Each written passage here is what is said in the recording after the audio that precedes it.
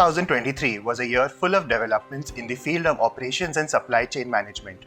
And we, the Operations Club of IMI New Delhi, would like to touch upon a few topics of that.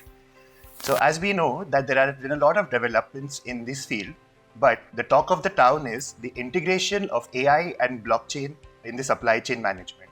So Ayushi, would you like to share some light on that? Yeah, sure. So artificial intelligence have revolutionized various industries, and supply chain is one such industry. Basically, it has improved the efficiency, adaptability, and the overall production process of the supply chain.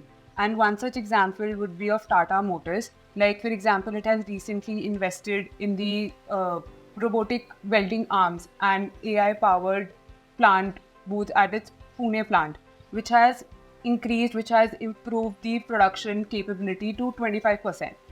And similarly, Walmart and Tyson Food have partnered with Microsoft. They have partnered with Microsoft to build the AI model so that it can predict the weather and the geopolitical tensions, and it will proactively enhance them, or it will proactively empower them to predict the weather conditions, and basically it will improve the forecasting will improve. Oh, that is very good to know. And with the recent industry examples, it was good that you shed some light on that. But wouldn't such systems be very complex and expensive to implement? Yeah, absolutely. Integrating AI is challenging, and in such case, collaboration is the key. So a lot of companies, for example, Mayors and IBM, are coming up with the integrated blockchain platforms, which will increase the transparency, and it will empower a lot more companies to take up such technologies. So it will definitely help. Thank you for sharing the insights on AI and blockchain. But as we also know, segueing from that, there is a lot of developments in the drone industry as well, as the automation of drones is leading to a good delivery of materials all across the globe. So Rohit, would you like to share some insights on that? Sure, Nikhil. Nowadays, consumers crave for fast and flexible deliveries. This is pushing companies beyond their limits in reducing their delivery hours and meeting the consumers' expectations. For example, in 2023, the prime example is Amazon's Prime Air drone delivery system, which has actually addressed the challenges of delivery by using drones to deliver goods in select regions. The pilot program has already been launched.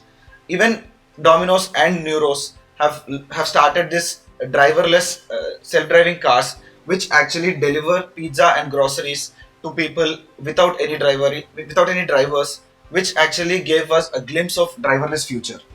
Not only the big players, there are also startups like Zipline, which have started revolutionizing the drone delivery system by delivering medicines to remote areas, by delivering medicines and medical supplies to remote areas. Even in India, we have seen Flipkart launching their pilot program in Telangana, where they're delivering medicines to rural areas. And these things have already given us the glimpse of how we can address the challenges of delivering goods to remote areas and rural areas where the accessibility is very limited. Rohit, thank you for sharing those insights on automation. It is great to see that there are such advancements in the field of delivery as well. But there may be certain challenges which we will require to be faced while implementing such measures. Saumya, could you share your thoughts on that? Yeah, Nikhil. So, safety is a paramount issue when it comes to drones navigating airspace and self-driverless cars actually sharing roads with human drivers. But if we look beyond that, there are a lot of developments that we can see in the logistics and the future of that.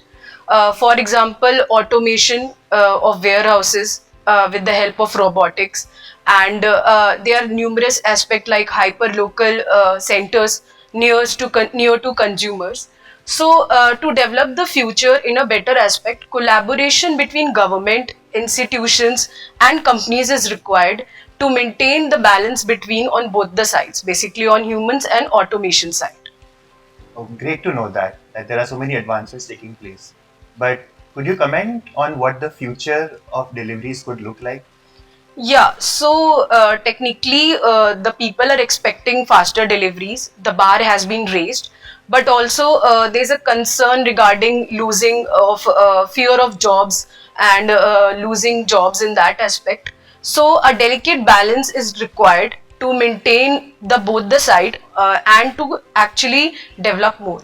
Thank you, Soumya, for sharing those insights. But I think the burning question that now arises is whether these kind of practices are having an impact on our environment.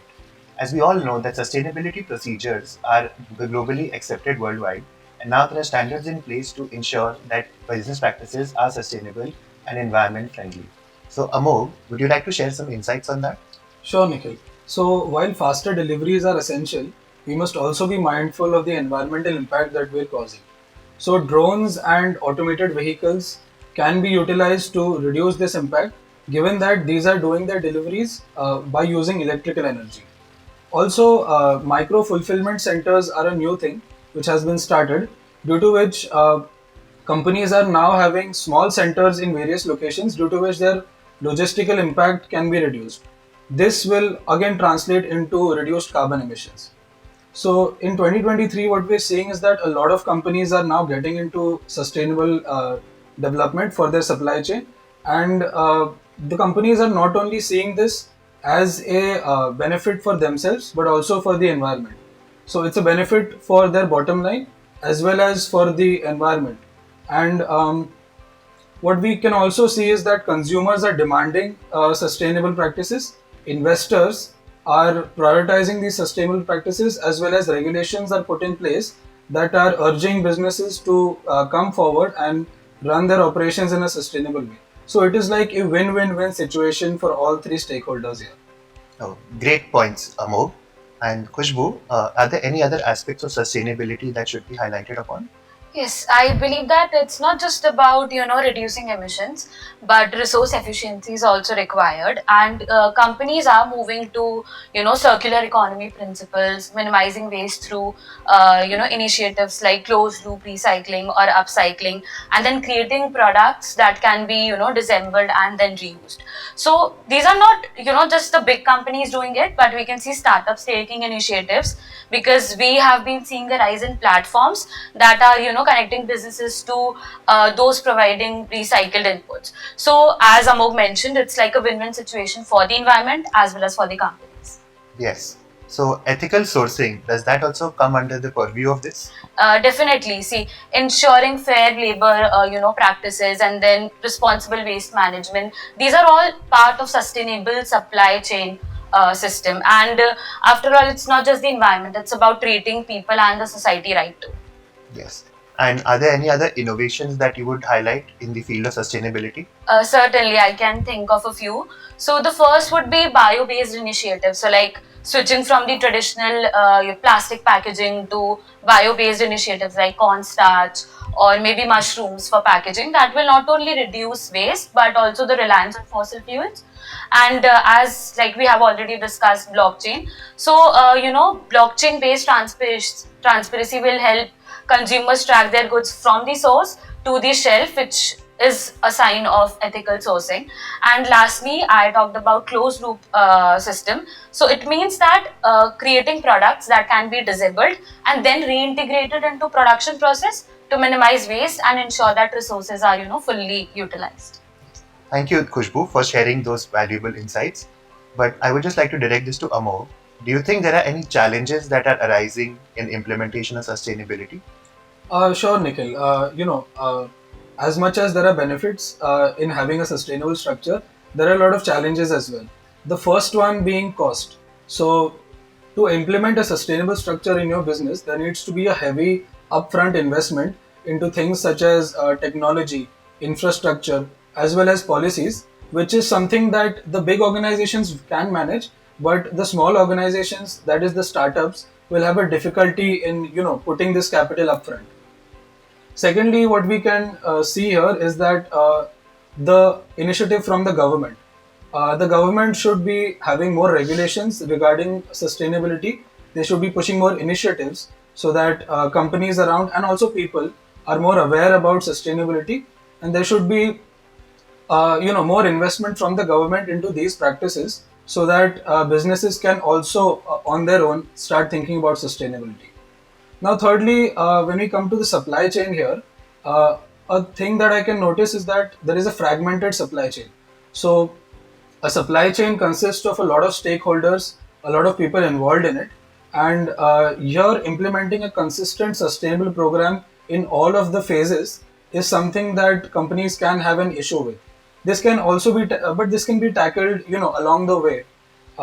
When we have organizations that are having sustainability as their main motive in their mission and vision of their business.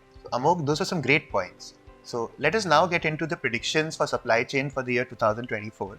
So Ayushi, would you like to share some points on those? Yeah, sure. So, according to me, in 2024, there will be a wider adoption of artificial intelligence and machine learning. It will play a prominent role in driving efficiency in the whole production process. And I think the rise of digital twins will also be fascinating. It will offer real time monitoring and the predictive maintenance. Saumya, do you have a few thoughts to say on this? Yeah, so sustainability will be obviously the key focus. There will be greater emphasis on sustainable packaging and adherence to the circular economy principles. And businesses will have to minimize their environmental impact and stick towards more ethical practices. And Rohit, would you like to share some thoughts on this? Yes, Nikhil.